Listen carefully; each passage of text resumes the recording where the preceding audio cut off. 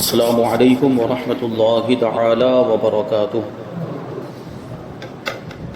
نحمده ونصلي ونسلم على رسوله الكريم اما بعد فاعوذ باللہ من الشیطان الرجیم بسم اللہ الرحمن الرحیم ان اللہ وملائکته یصلون علی النبی یا ایھا الذین آمنوا صلوا علیہ وسلموا تسلیما اللهم صل على سيدنا ومولانا محمد معدن الجود والكرم وآله الكرام وابنه الكريم وبارك وسلم صلاة وسلاما عليك يا رسول الله صلی اللہ تعالی علیہ وسلم۔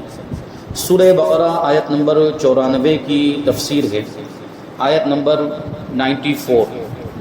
اللہ تبارک و تعالی ارشاد فرماتا ہے قل ان كانت لكم الدار الآخرة عند الله خالصة من دون الناس فتمنوا الموت ان كنتم صادقین۔ اے محبوب آپ فرما دیجئے کہ اگر دوسرے لوگوں کو چھوڑ کر آخرت کا گھر اللہ کے نزدیک خالص تمہارے ہی لیے ہے تو اگر تم سچے ہو تو موت کی تمنا تو کرو، یعنی موت کی تمنا کرو۔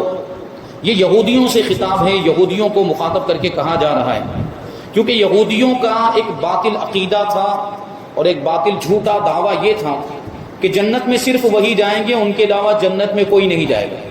ان کا یہ دعویٰ تھا، جیسا کہ سورہ بقرہ کی آیت نمبر 111 میں یہ دعویٰ مذکور ہے، تو اس کا رد فرمایا جا رہا ہے اس آیت کریمہ میں، اور اللہ تبارک و تعالیٰ ان سے فرما رہا ہے کہ اگر تمہارے گمان میں جنت تمہارے لیے خاص ہے اور آخرت کی طرف سے تمہیں اطمینان ہے، یعنی تم جنت میں ہی جانے والے ہو، آخرت کے عذاب کا تمہیں کوئی خوف نہیں ہے اور اعمال کرنے کی حاجت ہی نہیں، جب تم نے یہ اپنا عقیدہ ہی بنا لیا ہے اور جب تم یہ دعویٰ کر رہے ہو کہ جنت میں جانے والے ہو تو دنیا میں اعمال کرنے کی کیا ضرورت ہے، کیونکہ جنت اور دوزخ کا دار و مدار تو دنیا کے اعمال پر ہے۔ اچھے اعمال کرنے والے جنت میں جائیں گے اور برے اعمال کرنے والے جہنم میں جائیں گے۔ تو ان سے کہا جا رہا ہے کہ تمہیں آخرت کے تعلق سے جب اطمینان ہے اور اعمال کی حاجت نہیں ہے تو جنتی نعمتوں کے مقابلے میں دنیا کی مصیبتیں کیوں برداشت کرتے ہو؟ دنیا میں تو اتار چڑھاؤ رہتا ہے اور بہت ساری چیزیں، بہت سارے جھمیلے دنیا میں رہتے ہوئے، اور اس کے مقابلے میں آخرت میں تو سکون ہی سکون، اطمینان ہی اطمینان، یعنی ان کے دعوے کے مطابق اگر یہ جنتی ہیں تو جنت میں تو ساری نعمتیں، جنت میں تو کسی طرح کی کوئی تکلیف نہیں، کوئی مصیبت نہیں۔ تو جب یہ جنتی ہیں تو ان کو کیا کرنا چاہیے؟ موت کی تمنا کرنی چاہیے کہ مر جائیں اور جنت میں پہنچ جائیں۔ دنیا کی تکلیفیں کیوں برداشت کر رہے ہیں؟ دنیا کی مصیبتیں کیوں برداشت کر رہے ہیں؟ موت کی تمنا کرو تاکہ عیش و آرام والی جنت میں پہنچ جاؤ، اور اگر تم نے موت کی تمنا نہ کی تو یہ تمہارے جھوٹا ہونے کی دلیل ہے۔ اور ظاہر سی بات ہے یہودی موت کی تمنا نہیں کر سکتے، اور وہ کبھی بھی موت کی خواہش نہیں رکھتے تھے، وہ تو زندگی کے حریص تھے۔ وہ یہ چاہتے تھے کہ وہ دنیا کے اندر ہی ان کو لمبی لمبی عمریں مل جائیں، اسی زندگی کو انہوں نے سب کچھ سمجھ لیا تھا۔ اس کا مطلب یہ کہ ان کا یہ دعویٰ جھوٹا ہے، جو وہ یہ کہتے تھے کہ ہم ہی جنت میں جائیں گے، دوسرا کوئی جنت میں نہیں جائے گا۔ تو اگر یہ جنت میں جانے والے ہوتے، جنت ان کے لیے ہی خاص ہوتی، تو پھر ان کو موت کی تمنا کرنی چاہیے کہ مر کے جنت میں پہنچ جائیں۔ تو یہاں پر روایتوں کی روشنی میں اس بات کو ثابت کرتے ہیں۔ حضرت عبداللہ ابن عباس رضی اللہ تعالی عنہما سے روایت ہے کہ حضور اقدس صلی اللہ علیہ وسلم نے ارشاد فرمایا کہ اگر یہودی موت کی تمنا کرتے تو سب ہلاک ہو جاتے، سب کے سب ایک ساتھ میں ختم کر دیے جاتے اور روئے زمین پر کوئی بھی یہودی باقی نہیں رہتا، لیکن انہوں نے تمنا کی ہی نہیں۔ ان کو تو اپنے دعوے کے مطابق موت کی تمنا کرنی چاہیے تاکہ جنت میں پہنچ جائیں، لیکن موت کی تمنا انہوں نے نہیں کی۔ تو فرماتے ہیں موت کی محبت اور اللہ تبارک و تعالیٰ کی ملاقات کا شوق یہ مقبول بندوں کا طریقہ ہے، کہ اللہ کے جو مقبول بندے ہوتے ہیں، اولیاء کرام، نیک بندے، اللہ کے پسندیدہ مقرب بندے، محبوب بندے، وہ موت کی تمنا اس لیے کرتے ہیں تاکہ یہ موت جو بیچ میں ایک آڑ بنی ہوئی ہے، یہ موت ہمیں آخرت کی دنیا میں، آخرت کے گھر میں پہنچا دے، اور اللہ تبارک و تعالیٰ سے جو ان کا سب سے بڑا محبوب رفیق اعلیٰ، ان سے جا کر ان کی ملاقات ہو جائے۔ تو یہ اللہ کے محبوب بندوں کی خواہش ہوتی ہے، وہ موت کی تمنا بھی اس لیے کرتے ہیں، ورنہ تو حدیث پاک میں موت کی تمنا کرنے سے منع کیا گیا، یعنی اگر کوئی دنیا کی تکلیفوں سے گھبرا کر موت کی تمنا کرے تو یہ منع ہے، یہ درست نہیں۔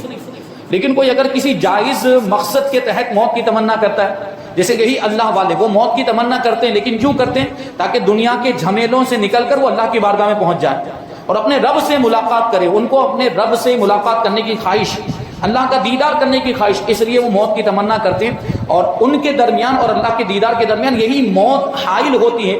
یہ موت ختم ہو جائے تو وہ اپنے رب کی بارگاہ میں پہنچ جائیں، اس لیے وہ موت کی تمنا کرتے ہیں.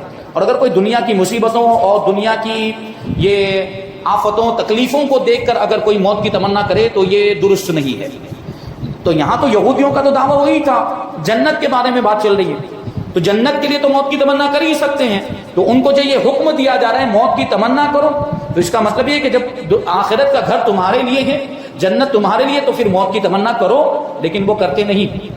حضرت فاروق اعظم رضی اللہ تعالیٰ عنہ دعا فرماتے تھے. اللہ والوں کا طریقہ، جو بات کہی کہ اللہ والے موت کی تمنا کرتے ہیں، لیکن کیسی موت مانگتے ہیں؟ وہ بہترین موت کی تمنا کرتے ہیں. حضرت فاروق اعظم رضی اللہ تعالیٰ عنہ کی یہ دعا روایتوں میں آئی ہے، اور یہ دعا ہمیں بھی پڑھتے رہنا چاہیے کہ دعا کو یاد کر لیں اور نمازوں کے اندر، نمازوں سے فارغ ہونے کے بعد یہ دعا کرتے رہیں.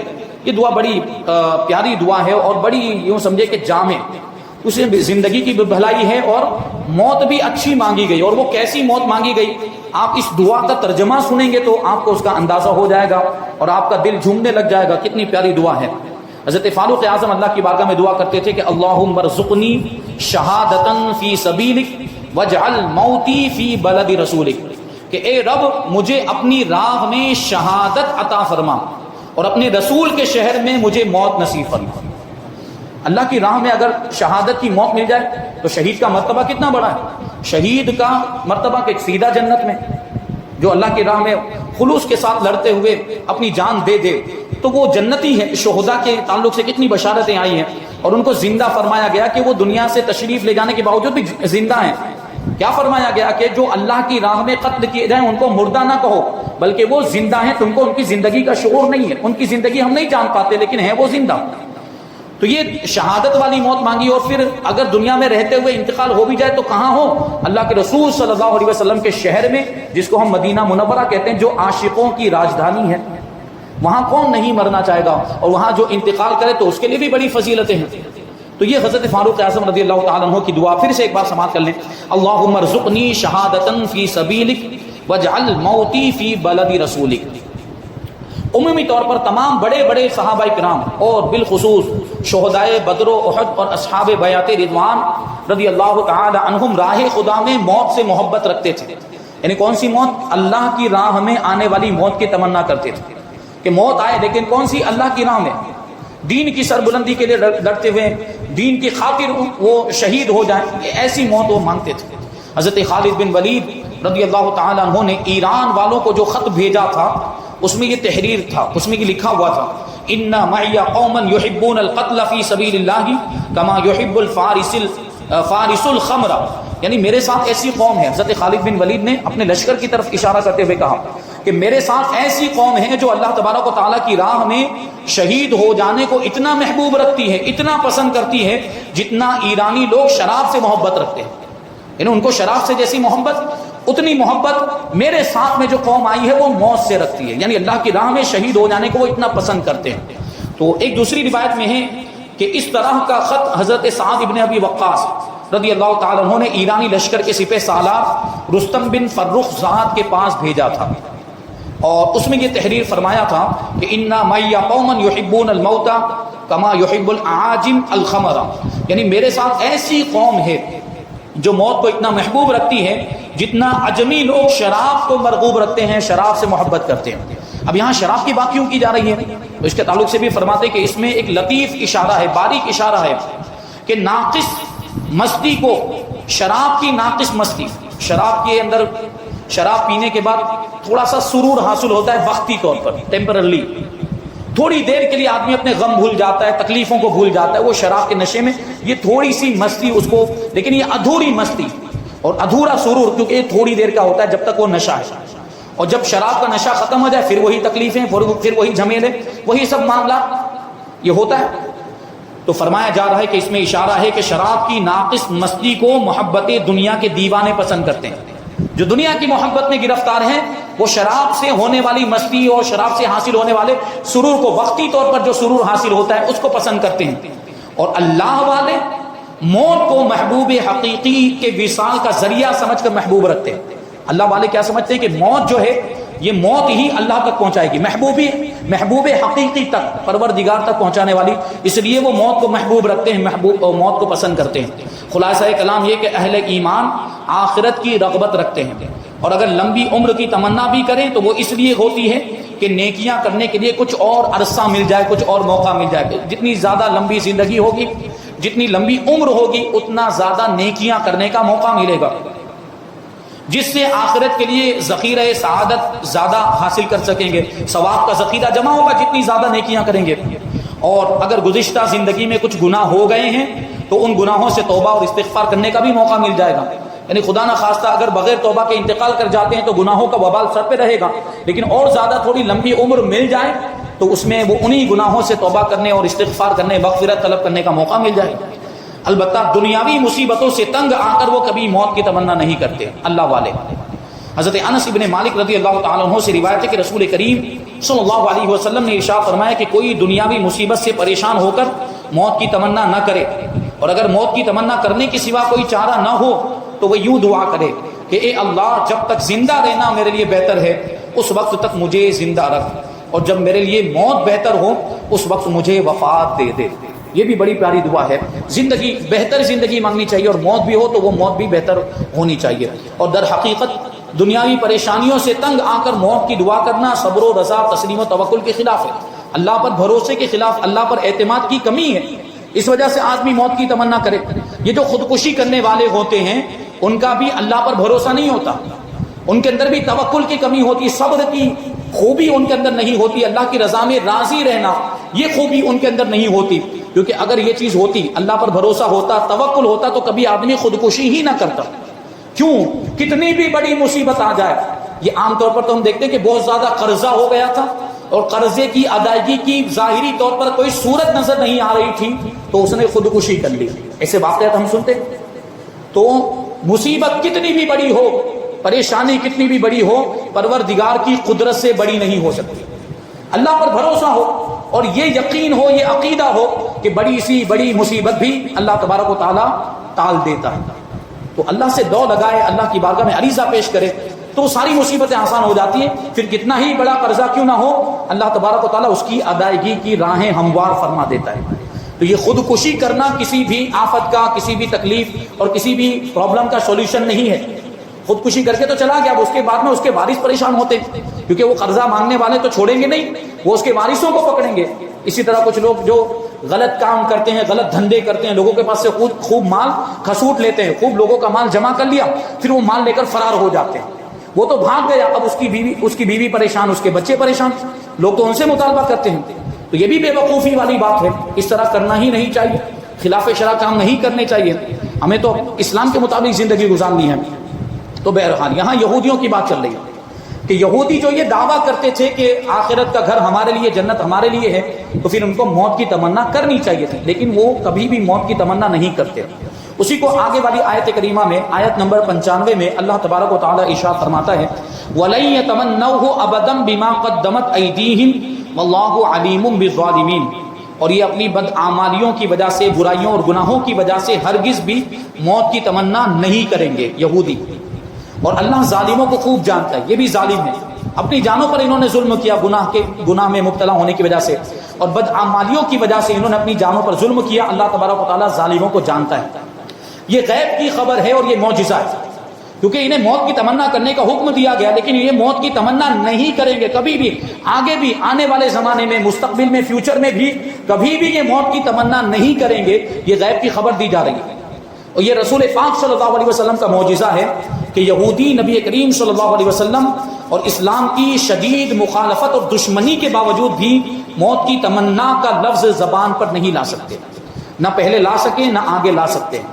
یہ یہودیوں کا معاملہ، اور اس کی وجہ کیا، وہ موت کی تمنا کیوں نہیں کرتے، موت کیوں نہیں مانگتے، اس کو آنے والی آیت کریمہ آیت نمبر 96 میں اللہ تبارک و تعالیٰ بیان فرماتا ہے کہ وَلَتَجِدَنَّهُمْ أَحْرَصَ النَّاسِ عَلَىٰ حَيَاةٍ وَمِنَ الَّذِينَ أَشْرَكُوا يَوَدُّ أَحَدُهُمْ لَوْ يُعَمَّرُ أَلْفَ سَنَةٍ وَمَا هُوَ بِمُزَحْزِحِهِ مِنَ الْعَذَابِ أَن يُعَمَّرَ وَاللَّهُ بَصِيرٌ بِمَا يَعْمَلُونَ۔ اور بے شک تم ضرور انہیں پاؤ گے، یہودیوں کو، کہ وہ سب لوگوں سے زیادہ جینے کی ہوس رکھتے ہیں، یعنی زندہ رہنا چاہتے ہیں اور لمبی زندگی چاہتے ہیں. سب لوگوں میں سب سے زیادہ وہ زندگی کی تمنا رکھتے ہیں، زندگی کی ہوس رکھتے ہیں. تو سوچیں، جو اتنی زندگی کی ہوس رکھتا ہوں، جو زندہ رہنے اور جینے کی اتنی زیادہ تمنا رکھتا ہو، خواہش رکھتا ہو، وہ پھر موت کی تمنا کیوں کرے؟ تو وہ بات یہاں پہ بیان کی جا رہی ہے کہ تم ضرور انہیں پاؤ گے کہ سب لوگوں میں سب سے زیادہ جینے کی ہوس رکھتے ہیں، اور مشرکوں میں سے ایک گروہ تمنا کرتا ہے. یہ یہودیوں کی بات ہو گئی، اب مشرکین کی بات چل رہی ہے. مشرکین مکہ، مشرکین کا ایک گروہ تمنا کرتا ہے کہ کاش اسے 1000 سال کی زندگی دے دی جائے، حالانکہ اتنی عمر کا دیا جانا بھی اسے عذاب سے دور نہ کر سکے گا.